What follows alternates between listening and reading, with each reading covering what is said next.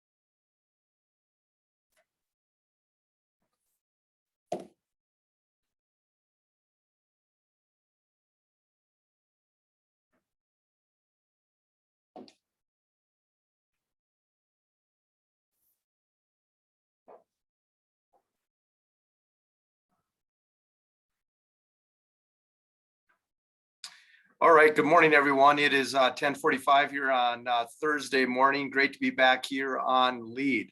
We're full speed ahead here into winter sports. A year ago, hard to believe we were unable to participate at this time, and don't want to move forward without acknowledging our state tournaments from our fall sports. What a great period of time, and the amount of joy and just great appreciation from our communities and our student athletes and our coaches, as well as our ADs, was on full display. So thank you again to our member schools as we continue to move through participating through a pandemic with our numbers and hospitalization as it is. We have to recognize that we're still working through that. Susie, if we could go to our agenda here for today. Again, I'd like to acknowledge our liaisons for the great work that they do. They endured a lot this week in our conversations. Much of what you hear will be based on information we received from them. We're going to review the board of directors meeting last week that took place, highlight a couple of things that came out of that meeting, talk a little bit about winter participation numbers, what we're hearing, and how that relates to some lower level contest and student athlete questions when it comes to eligibility. This is going to be more around that education development piece that will allow you to be hopefully successful in managing your programs. Just a little update on COVID, where we're at, some reminders more than anything else, and then we'll finish with our checklist at the end. If we could go to the next slide, I'm going to turn it over to Eric at this time to review what took place at our board meeting last week. Eric? Good morning, everybody, and thank you, Bob, for that introduction. Appreciate it, and appreciate everybody taking time to be with us. As many of you are well aware, our board of directors did meet last week and talk through a number of things, and obviously the shot clock was the item that probably led the press the most. I think the easy part about that is what happened, and I think maybe as important and a little more complex or detailed is how it happens and what comes next. And so think about the shot clock. What took place, if we talk about the board itself, there was a unanimous vote to approve a 35-second shot clock that would be put in place for both boys and girls basketball at the varsity level. And opportunities to use it at lower levels exist, but it's not required at those lower levels. And like I said, as important as what happened is how it happened and why it took place at the board meeting. And so we go back to the NFHS. They changed the rules of basketball to allow states to have an adoption if they so choose to implement the shot clock. As a result, our board, with the assistance of staff, said, we think it's incumbent on us to take a look at this change and consider what that means for Minnesota, and appreciate over 300 of our member schools that provided feedback and input, indicating that 75% or more appreciated and were in support of implementing the shot clock. Just as important as that, they also told us we need time. And so when you take a look at that information, we felt that the board was well prepared, had an opportunity to talk about this at area meetings, further dialogue, and had a discussion both in workshop and in a previous board meeting. And so our board was really well prepared. And so in terms of what comes next, look for more communication to come from the Minnesota State High School League relative to that implementation coming here in the coming months, but know what those timelines are and be ready to move that forward. So the staff really appreciated the work of the board and especially our schools in providing good feedback as we work through that. In another policy piece, the board took action to approve registration and background checking of our fine arts judges. This brings our fine arts judges on the same plane as what we have with our athletic officials. And so they are subject to the same background check. Gives us an opportunity to also have better sources and lists of what those fine arts judges are, and to make sure that they know where we are. So you can go ahead, one more slide would be great. And so that has been put in place with the fine arts judges. As we take a look at the next item, reimbursement policy changes.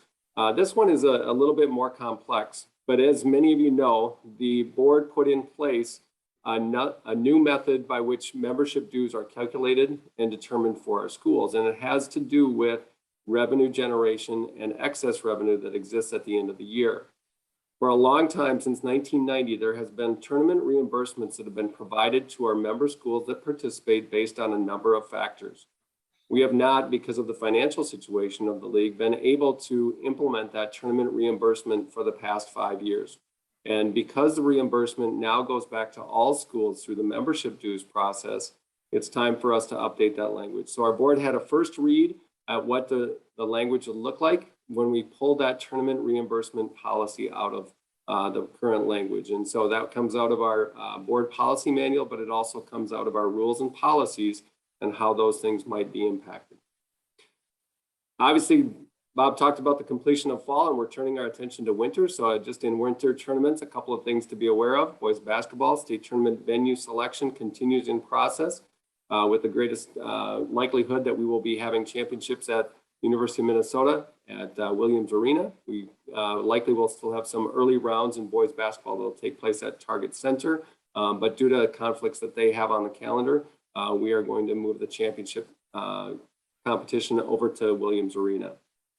Nordic ski, this is the first year that we're able to put the sprint relay into the Nordic ski aspect of it. That's going to mean that there's going to be competition on 2 days, the afternoon typically of Wednesday, followed by then the usual schedule on Thursday. And so that's a new event that's part of Nordic ski. Looking forward to that experience. That will be competing at the same time as alpine ski is going on over on the hills.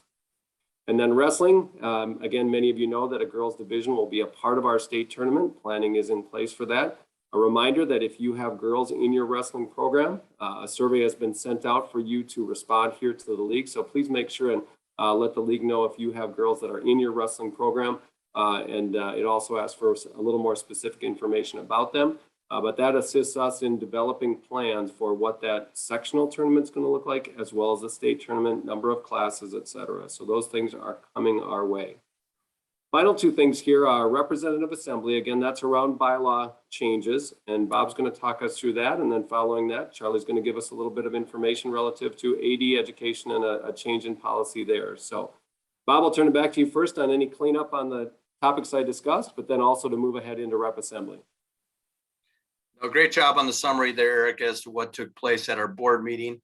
Eric mentioned the conflict with Target Center. That is related to the NCAA Women's Final Four being played here in Minneapolis. So again, as we look at those venues for boys basketball, know what that is related to. If we could go to the next slide, Charlie and I are going to spend a little bit of time.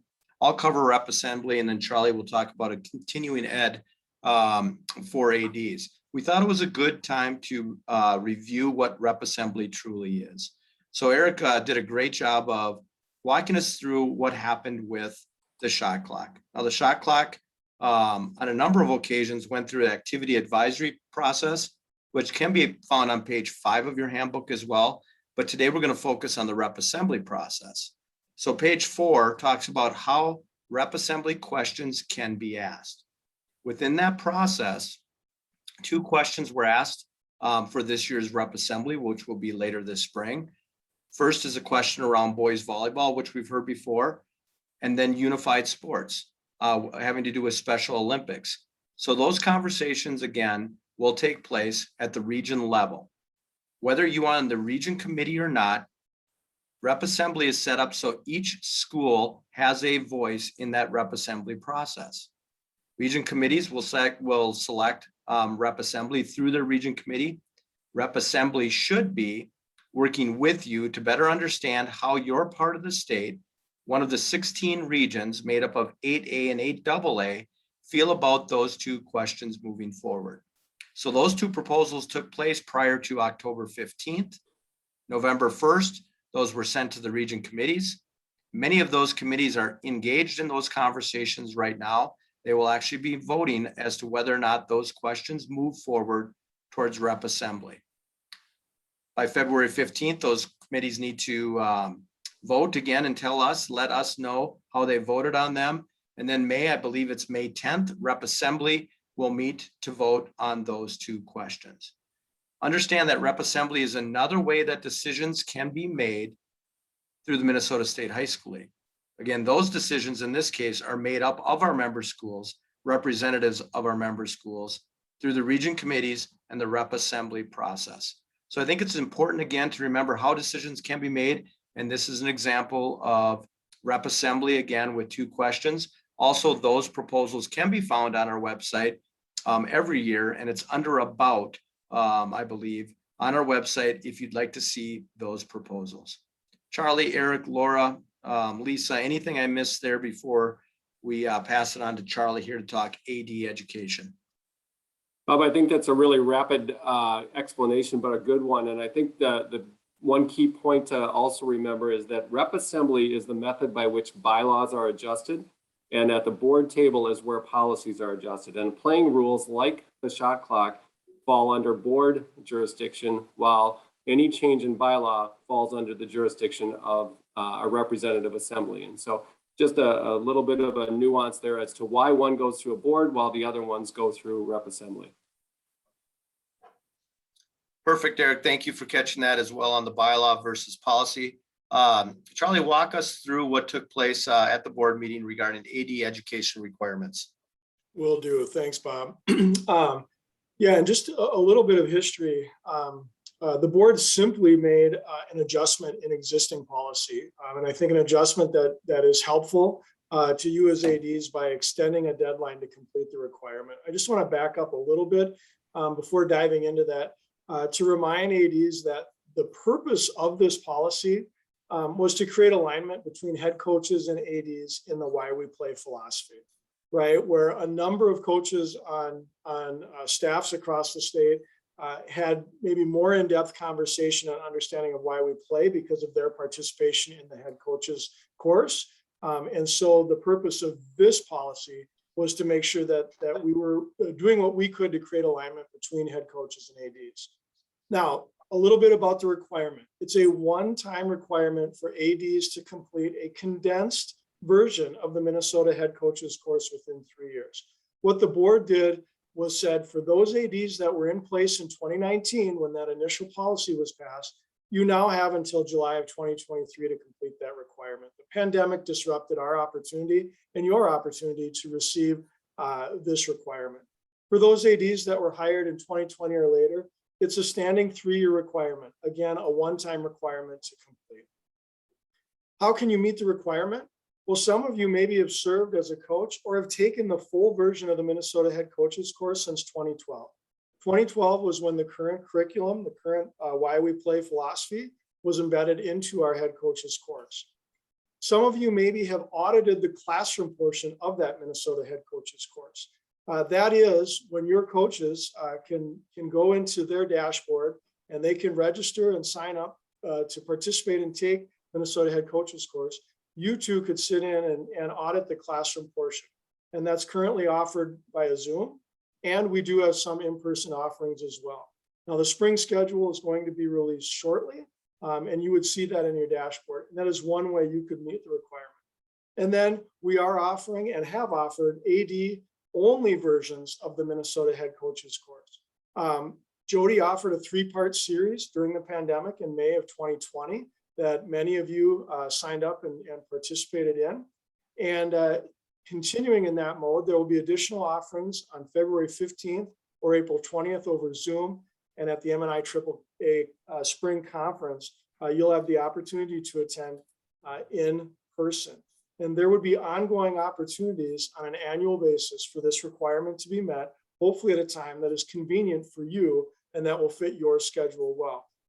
Now, a question has been asked of me. I'm an AD and I meet the state statute requirement to be a head coach. I haven't taken the Minnesota head coaches course since 2012, but I meet the state statute requirement. Do I have to do this? And maybe you've taken the ACEP course. Maybe it's you have courses like me on your college transcript that meet the state statute requirement around coaching theory classes and the care and prevention of athletic injuries and first aid. And the answer is yes, you still have to meet this requirement and take this condensed version of the head coaches course. And again, I'll tie us back to that purpose, creating alignment between head coaches and ADs in the why we play education-based philosophy. And then know that we are working, Laura and Amy and I are working on the backside to ensure that we are able to track this for you in your AD dashboard, similar to how the coach, we're indicating the head coach certification process, or how your head coaches meet that requirement on the dashboard as well. I think that's it, and I'm going to hand it back over to Bob to continue our discussion. Great job, Charlie. I appreciate the explanation there. And again, what I hear from Charlie is let's have consistency, common language between our coaches and ADs in education-based opportunities that we offer. So Charlie, thanks for your work on that. Let's move forward to our winter participation numbers. This is something we work with our liaisons. We want to make sure we're understanding what's happening in our programs around our state. Here's what we've heard. Participation numbers are pretty consistent this winter. And we're in a season, right, where there's only so many opportunities. We probably have more sports that cut in the winter. There are less places to play venue-wise, less opportunities in some cases, depending on the sport with rosters.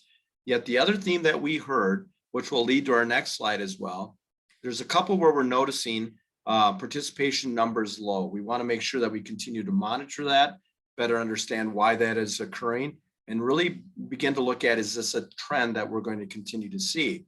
The two areas that we heard were in girls basketball, in girls hockey, with our different levels. Which brings us to our next slide, if we could.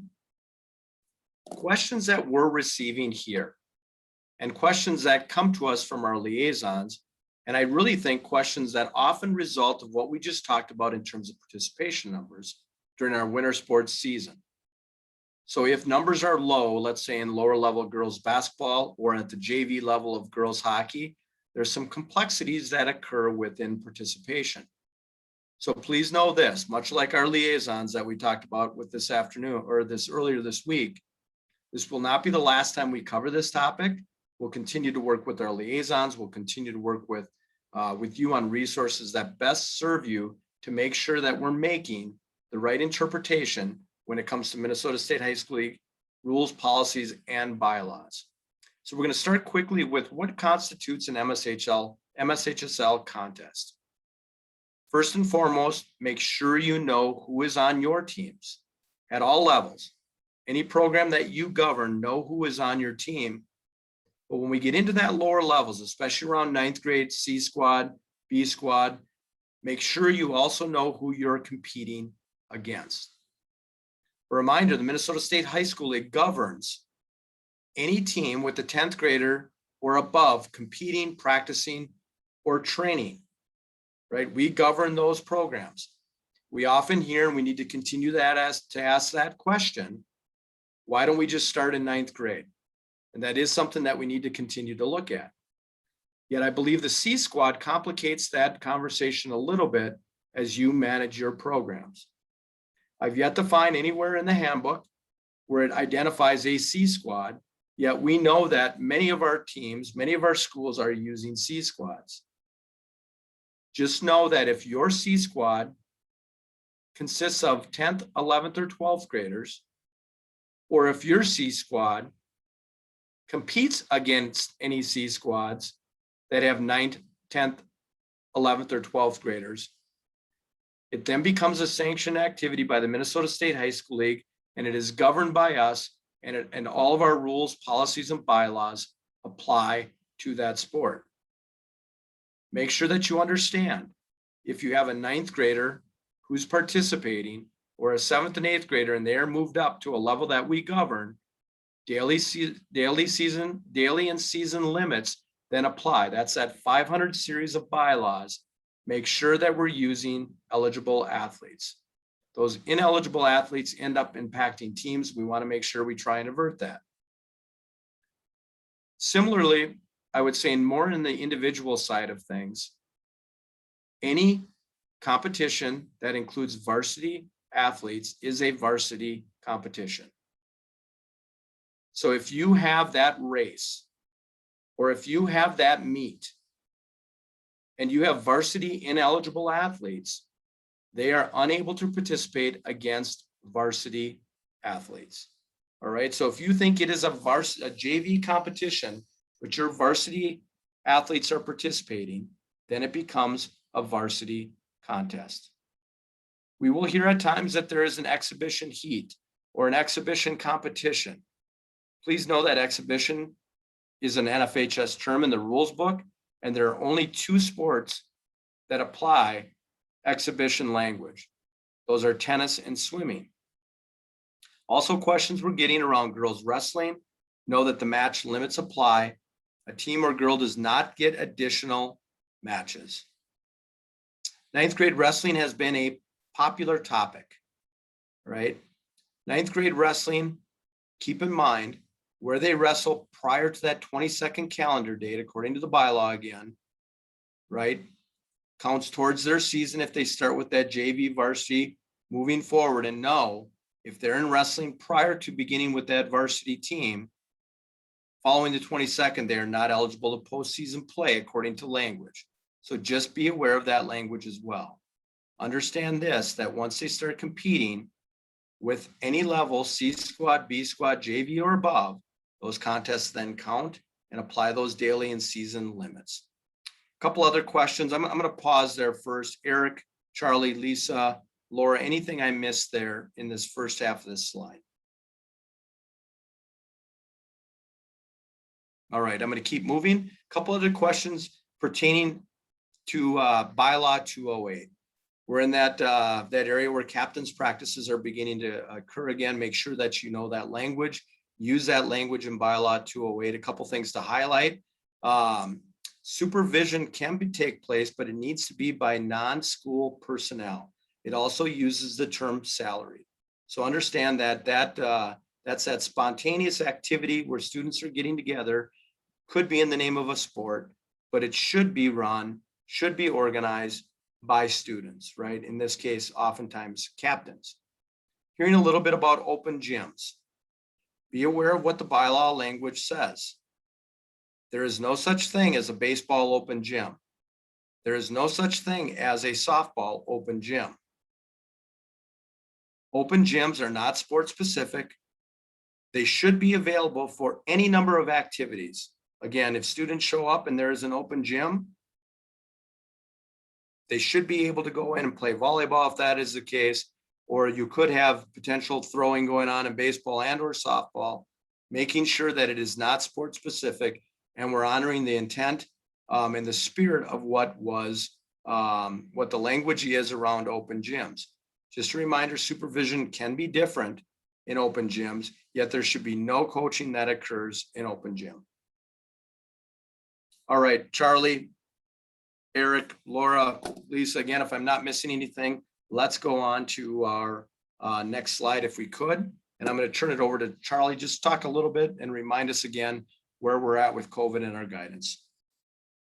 Yeah, the reminder is we are in the thick of COVID, and as much as we'd like to be in a different place, our rates continue to be at the highest levels we've seen. The pressure on our healthcare systems are as great as it's ever been, and it's important that we continue to keep the opportunity to participate at the forefront in our planning and our action when it comes to mitigating the opportunities for exposure in high school league activities and athletics.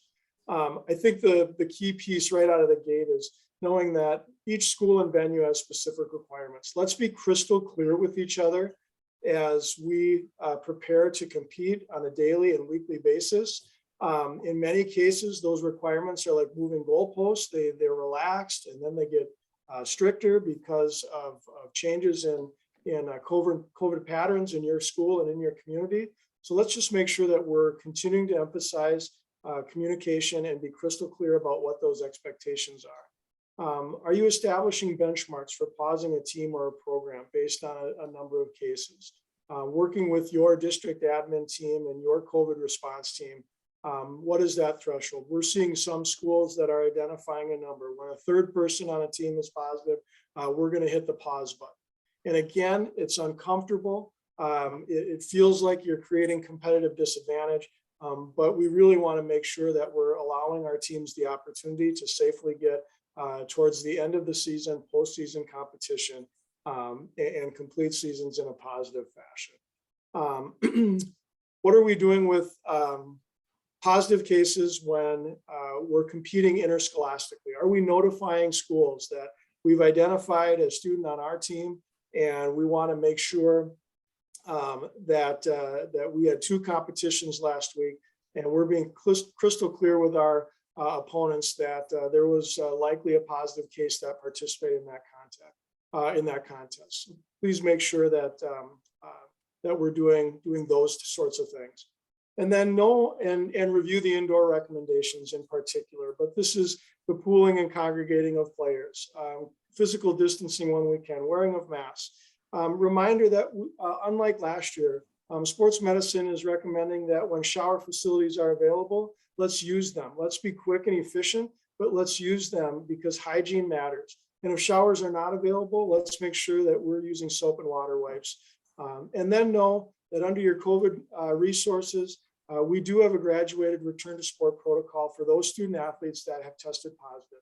It continues to remain highly recommended that you use this document to guide you through that return to play. And we know a number of our athletes, even though vaccinated, are contracting the virus, probably most typically in social settings, but they're testing positive nevertheless. Please know that this tool exists to help you and to help them return safely. And again, keeping in mind that it is our intention to get kids towards the postseason in a healthy, safe fashion, in a successful way. And Bob, I think I'm going to kick it back to you for communication. Yeah, I'm actually going to back up to slide number 7. Susie sent me a good question, as well as Amy Doherty. So Charlie, again, just to summarize where we're at, we know we're going to have interruptions. We have had interruptions with our winter sports and activities. Charlie said it best. You did a great job. Our goal is to get every student athlete, every student participant, every team to that postseason. Using those mitigating factors will assist us in doing so. So a couple things. Again, tennis and swimming are examples of NFHS rules that include exhibition. Amy Doherty noted as well, gymnastics is included in that. Those are examples where NFHS rules books identify exhibition contests. Just to clarify, if your 9th grade team is playing a C squad team that has a sophomore JV or a sophomore, junior, or varsity, that is no longer solely a 9th grade contest. That becomes a contest governed by the Minnesota State High School League. So again, if you have those 9th grade basketball teams that are playing outside of our governed bylaws and policies, you have to watch their limits. They are now held to those limits according to the 500 series of bylaws if they are competing against C squads or even other 9th grade teams that have sophomores, juniors, and or seniors. Again, that C squad language, which is not found in the handbook, can muddy those waters as you compete. All right, I'm going to move us forward onto communication. Again, slide number 9 there, Susie. Communication really has to do with how do we best serve you. All right, that staff directory that's located on your webpage, the button there itself shows what that looks like on your page. is if you want your question answered the most efficiently, use the person that goes with that activity or with that topic. They're going to be able to best serve you and get those questions answered. Also work with our support staff. Our administrative assistants do a wonderful job. They're knowledgeable. More often than not, they're available to you to be able to be that first line of questions being answered. Again, when it comes to eligibility, Susie does a great job. She knows when there is a question that moves about beyond her, but she will filter those. Again, she will be able to best help you in the most efficient manner and effective manner if you will work with them first. The second half of this is more about process. All right, with the amount of communication that we get from outside of our member schools, know that we are here first to serve our 500 plus member schools.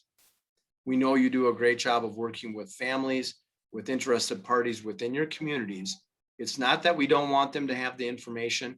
We want that information to come through you and come from you. We do not want to get in a situation where triangulation is occurring, or there's a misinterpretation, or someone is comparing notes. We want to make sure that we're working with you.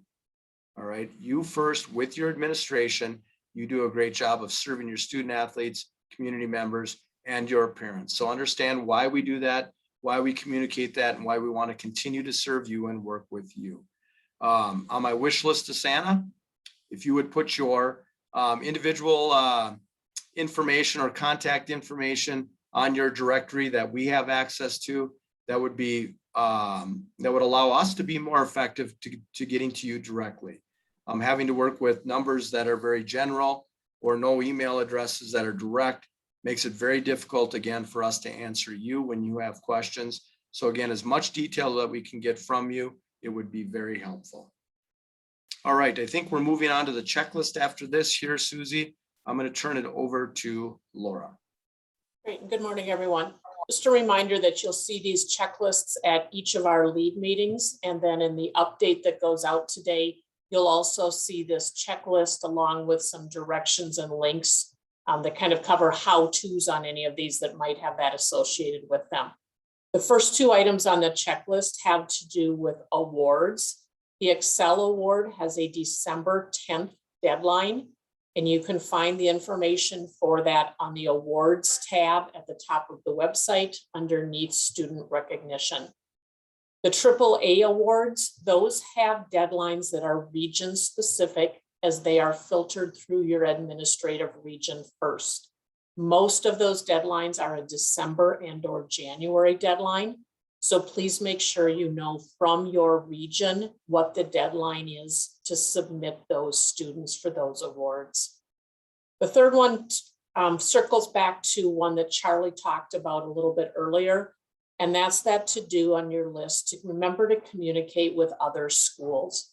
As you are hosting events and traveling to events, being very clear with other schools what's expected at your venue, what type of COVID expectations and or other expectations you may have for them.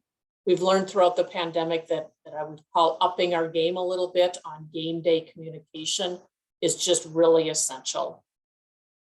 Fourth, please continue to review that COVID guidance as we're just getting into starting winter seasons. Remember that there is a 2-page general COVID document on the right side of your dashboard that talks you through a bunch of things to think about and remember as you start your seasons. You may also want to refer your coaches to that, especially if you have coaches who have not coached before or who did not coach in the fall. Those are different than last year, but there are still guidelines for those.